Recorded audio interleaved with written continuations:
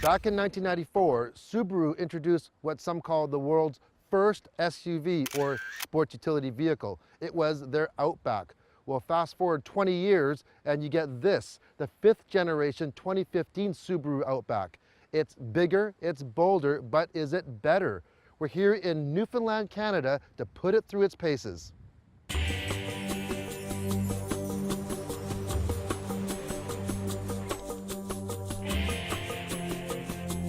Outback is very important to Subaru Canada for many different reasons. One is it's a big part of our sales.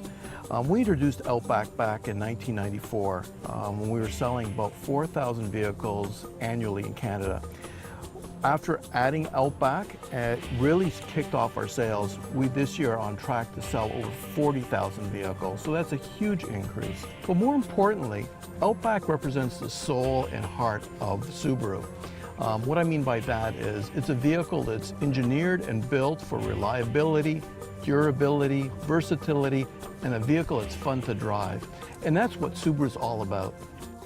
The new Subaru Outback has grown. Although its footprint looks the same as the previous version, it's a little bit wider and about 2 inches taller.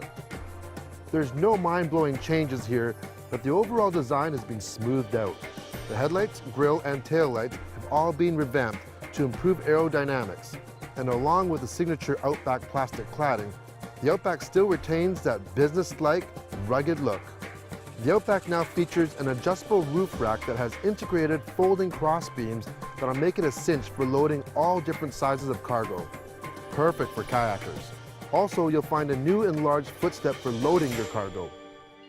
Well, standard on all models of the Outback other than the base 2.5 is a power liftgate, which is a great feature. Another great thing is one-touch drop-down seats on both sides, which is standard on all Outbacks. A couple things I've noticed that are really handy are these drop-down hooks, one on each side here. Great for holding your beach bag or your grocery bag so things don't fly around. You know, I'm a big fan of hooks in the back. And for those active lifestyle people, maybe you're a kayaker, a scuba diver, and you need a good place to change, well, since you have the power liftgate, you really don't need this handle, so this handle doubles as a great clothes hanger. The interior of the Outback is something that you would find in a much more expensive car. It's a very rich looking and rich feeling. You have this perforated leather on the side here. Even the door handle is nice and padded. Soft touch materials throughout the entire interior. You have this nice wood trim, lots of nice textures here. You have a new cell phone holder and a larger middle console here that'll fit a tablet even. This one's equipped with the optional 7-inch infotainment system where the base model gets a 6.7-inch. They're both really good systems, just a really great looking system. It's all flush, all touchscreen. This one is equipped with heated front seats and heated rear seats as well. The trunk area has also been increased, mainly due to the higher roofline. With the rear seats folded down, it's huge. The Outback is available with 2 engine options. You have the 2.5-liter 4-cylinder boxer engine, putting out 175 horsepower and 174 pound-feet of torque. And then you have the 3.6-liter 6-cylinder boxer engine that we're driving here, and it puts out 256 horsepower and 247 pound-feet of torque.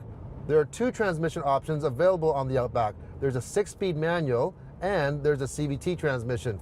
Well, the CVT is amazingly good. It feels like you're actually driving a standard automatic transmission. You have these shift points that are pre-programmed. You even have paddle shifters on this model here, so you can gear down just like a regular transmission, and it really kicks in instantly. There's no wind up. This is probably one of the best CVTs I've ever driven. Now, the CVT on this 3.6-liter is a little bit different as it's bigger to handle more power, and it's a high torque version. The streets of St. John's are not exactly the smoothest streets around. There are quite a few potholes and a lot of construction areas. The new Outback's chassis has been stiffened by 57%, and the result of this is that the suspension even works more efficiently and really sucks up these bumps. The Outback is at the top of the handling game when it comes to SUVs, and it really does drive like a nice sedan. Driving the Outback is extremely comfortable. You've got really comfy seats now, they're bigger now. You have great visibility. The A-pillars are smaller. The exterior mirrors are mounted on the door now. The first thing that I noticed while getting into the Outback and driving it is how quiet it is. Using acoustic glass and new aerodynamics, this vehicle is really quiet. Unlike most SUVs sold, many Outbacks and their owners will see some form of off-road use, even if it's only limited to forest roads. Along with symmetrical all-wheel drive, Subaru has added their X-Mode feature, which debuted on their Forester. Optimizing engine control, all-wheel drive, and braking, this mode brings the Outback to another off-road dimension. I had first-hand experience of what this car is really capable of, and I can honestly tell you that it's really impressive, and I'm sure no one will ever take their Outback off-road like this. Probably the best thing about the new Outback is the price.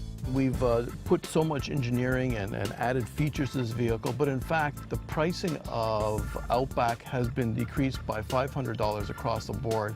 And also the technology package, which includes eyesight, has been adjusted. Last year it was a great value at $1,500.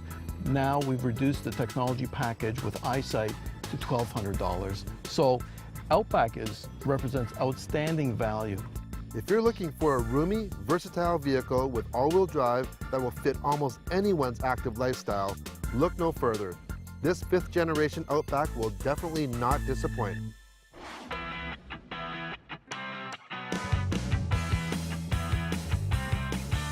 Looking for an SUV?